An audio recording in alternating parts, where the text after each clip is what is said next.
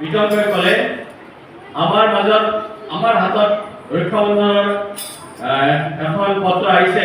মই আজি খানাতলীসকলৰ বাবে এটা বিশেষ দিন। হয়, আজি পবিত্ৰ ৰক্ষাবন্ধন আৰু আমাৰ যি সনাতনী সংস্কৃতি এক ভাতৃত্ববোধ আৰু ঐক্যতাৰ পৰিচয় এই ৰক্ষাবন্ধনে দিয়ে। তাহানিৰ দিনৰ পৰা বলিৰজাৰ দিনৰ পৰা দেৱৰাজ ইন্দ্ৰ, ৰাণী কৰ্ণাৱতী আৰু শেষত বংগভংগৰ সময়ত 1905 চনত এই ৰক্ষাবন্ধনৰ পবিত্ৰ যি ধাগা, সেই ধাগাৰেই সমগ্ৰ ভাৰতবৰ্ষখনক একত্ৰিত কৰা হৈছিল। আৰু ইয়াৰ মাজেৰে আমি সদায় নিজৰ যি উচ্চ নিচ ভেদাভেদ জাতি বৰ্ণ নিৰ্বিশেষে সকলোৱে এই উৎসৱটো অতি আনন্দৰে পালন কৰে।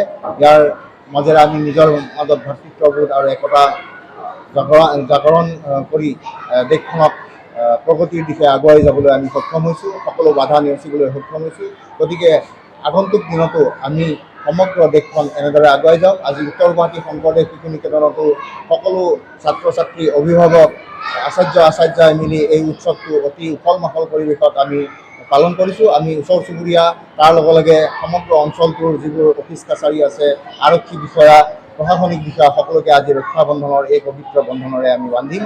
গতিকে এই উৎসৱটোত আমি সকলোকে শুভেচ্ছা দিছোঁ আৰু অনাগত দিনতো আমি উৎসৱটো পালন কৰি যাবলৈ বদ্ধ কৰিব পাৰিম। ধন্যবাদ। আজি খুবেই ভাল লাগিছে। ৰাখী বন্ধন হিচাপে আমাৰ স্কুলত খুব ভালকৈ পালন কৰা হৈছে। ৰাতিপুৱা আমি সমূহ দাদা ভাইটিসকলক ৰাখী বান্ধি পেলাই এটা পবিত্ৰ শপত গ্ৰহণ কৰিলোঁ। সমগ্ৰ ভাৰতবৰ্ষতে এনে ৰাখী বন্ধন উলহ মালহেৰে পালন কৰা হৈছে আৰু তেনেদৰে আমাৰ স্কুলতো ভালদৰেই পালন কৰা হৈছে। আমিও উদযাপন কৰিছোঁ।